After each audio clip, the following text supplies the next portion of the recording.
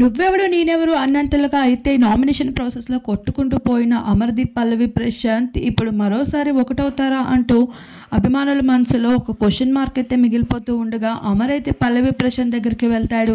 ప్రశాంత్ తనలో తను బాధపడిపోతూ వీళ్ళని ఎందుకు నమ్మానో అనిపిస్తుంది. అమర్ క్యాప్టెన్సీ కోసం నేను ఎంతలా బాధపడ్డానో, నేను సాక్రిఫైస్ చేశానో లేదో జనాలకి తెలుసు, కానీ నాతోనే ఉంటూ నాతోనే తింటున్న వీళ్ళకి మాత్రం అర్థం కావట్లేదు అంటూ బాధపడుతూ ఉంటాడు. ఇక శివన్నతో కూడా చెప్తూ ఏడుస్తూ కనిపిస్తాడు.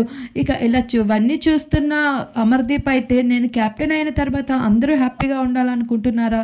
నువ్వు ఇలా బాధపడుతూ సైలెంట్గా ఉంటే ఎలా అవుతుంది? నామినేషన్ అంటే నామినేషన్ వరకే వదిలేయాలి, ఇంకున్నది 2 వారాలే కదరా, మనందరూ హ్యాపీగా ఉందాం, వదిలేసేయంటే లేదన్నయ్య నేనైతే నిన్ను వదలాలనుకోవడం లేదు, ఇవన్నీ నేను ఎప్పటికీ మనసులో పెట్టుకుంటాను, ఎందుకంటే నిన్ను అన్నయ్య అనుకొని కెప్టెన్ చేయాలని తిరిగి నన్నే నమ్మక ద్రోహం అన్నావు, ఇది ఎప్పటికీ మర్చిపోలేను అంటూ ప్రశాంత్ అయితే చాలా బాధపడుతూ కనిపించేశాడు అమర్ దగ్గర కూడా.